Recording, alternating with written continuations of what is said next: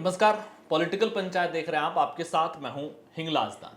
हरियाणा में अगर इस बार कांग्रेस को बहुमत मिलता है विधानसभा चुनावों के अंदर तो मुख्यमंत्री कौन होगा। पहली चर्चा तो यह है कि वर्तमान समय में जो दो गुट बचे हैं, कुमारी शैलजा का गुट और भूपेंद्र सिंह हुड्डा का गुट, आलाकमान इन दोनों गुटों में से किसको तवज्जो देगा। और दूसरा सवाल यह है कि जिस तरीके की स्थितियां बनती हुई दिख रही है, दीपेंद्र हुड्डा को जिस तरीके से भूपेंद्र हुड्डा सीएम के रूप में, सीएम चेहरे के तौर पर, युवा चेहरे के तौर पर प्रोजेक्ट करते नजर आ रहे हैं, तो क्या कांग्रेस को बहुमत की स्थिति में दीपेंद्र हुड्डा हरियाणा के मुख्यमंत्री बनेंगे। यह सवाल इसलिए है क्योंकि दीपेंद्र हुड्डा इन दिनों हरियाणा में एक यात्रा निकाल रहे हैं। हरियाणा मांगे हिसाब नाम से एक पदयात्रा निकाल रहे हैं। और सबसे रोचक बात क्या है, और रोचक बात यह है कि इस पदयात्रा की पूरी जो डिजाइन है वो हरियाणा कांग्रेस के प्रदेश प्रभारी जो है दीपक बाबरिया, उन्होंने तैयार की है। और इस यात्रा का ऐलान प्रदेश अध्यक्ष उदयभान सिंह ने 11 जुलाई को किया था। यानी कि प्रदेश प्रभारी और प्रदेश अध्यक्ष दोनों इस यात्रा से सहमत है। माफी चाहूंगा। लेकिन इस यात्रा के बीच में एक सवाल यह भी है कि आलाकमान किसे तवज्जो दे रहा है। क्या हुड्डा को एक तरफा तवज्जो दे रहा है? यह सवाल इसलिए क्योंकि हाल ही में कुमारी शैलजा ने जब एक अखबार को इंटरव्यू दिया और उनसे इस यात्रा के बारे में सवाल पूछा गया तो उन्होंने कहा कि मुझे इस यात्रा की कोई जानकारी नहीं है, न मैं वहां पर थी, न मुझसे इस बारे में चर्चा की गई।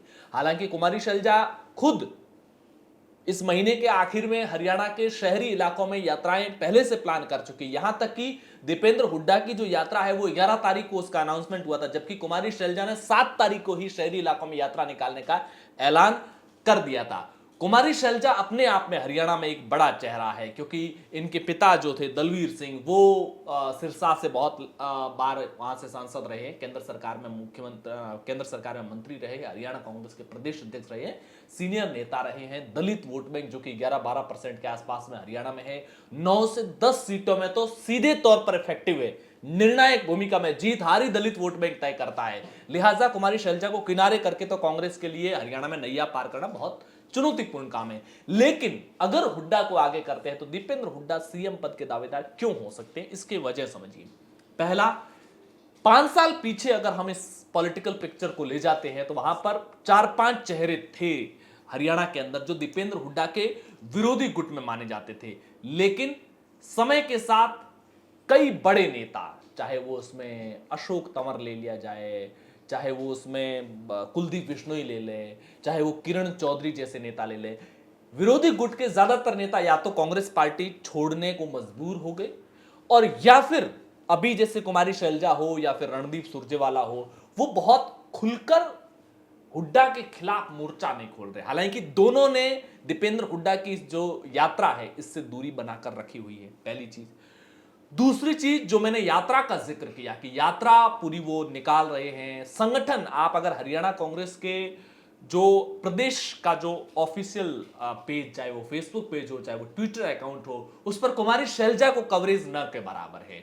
यहां तक कि हुड्डा के अलावा, दीपेंद्र हुड्डा, भूपेंद्र हुड्डा, इनके अलावा किसी को कवरेज ही नहीं मिल रही। यानी कि पार्टी के जो संगठनात्मक जितने भी सोशल मीडिया अकाउंट्स हैं वहां पर भी हुड्डा को ही भरपूर तवज्जो मिलती हुई दिख रही है।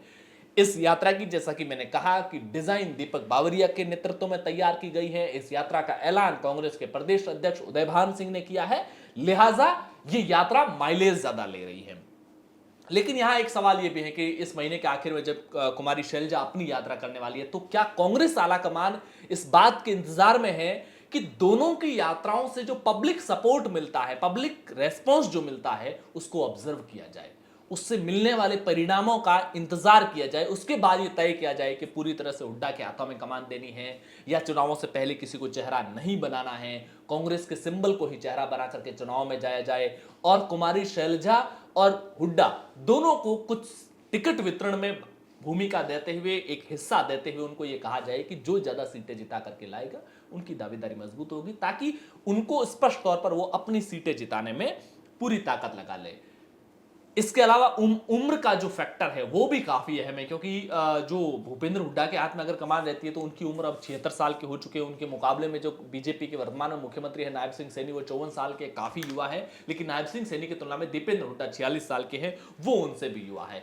एक और फैक्टर दीपेंद्र हुड्डा के पक्ष में जा रहा है, वो युवा चेहरे के तौर पर है क्योंकि हरियाणा के अंदर 42 लाख के आसपास युवा है, जिसमें फर्स्ट टाइम वोटर की बात करें अगर अपन, जो विधानसभा चुनाव में भी शायद वोट नहीं किया होगा अब करेंगे, लोकसभा में भी नहीं किया होगा अब करेंगे, 18 से 19 साल के जो वोटर है वो हरियाणा के अंदर है 3,65,000 से भी ज्यादा के, और 20 साल से लेकर 29 साल के बीच के उम्र वर्ग के 39,31,000 से ज्यादा वोटर है। कुल मिलाकर के 42 लाख के आसपास युवा वोटर है, जबकि हरियाणा में टोटल वोटर कितने हैं, 1 करोड़ और 99 लाख के आसपास 2 करोड़ वोटर है। 2 करोड़ में से 42 लाख यानी कि 23 से 25% युवा वोटर है। और ऐसे में युवा चेहरे के तौर पर दीपेंद्र हुड्डा जिस तरीके से अपनी यात्राओं और तमाम दूसरी चीजों के जरिए अपनी रीच इंक्रीज कर रहे हैं लोगों के बीच में, अगर कोई दूसरे नेता भी हो सकते हैं सक्षम, लेकिन वो पब्लिक के बीच में इतनी वोकल साउंड के साथ, पद यात्राओं के जरिए, गाजे बाजे के साथ में, जन सैलाब के साथ में जा नहीं रहे। और जब आप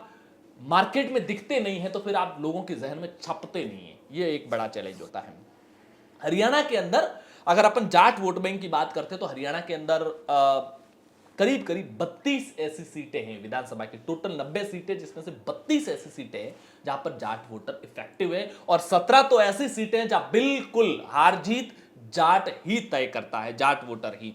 और इसके अलावा अगर अपन बात करते हैं 10 सीटें ऐसी हैं जहां पर गुर्जर और अहीर वोटर पूरी तरह से निर्णायक भूमिका में है, 9 से 10 सीटें ही दलित वोटर निर्णायक भूमिका में रहता है, और हरियाणा की 4 विधानसभा की सीटें ऐसी है जहां पर मुस्लिम वोटर निर्णायक भूमिका में रहता है।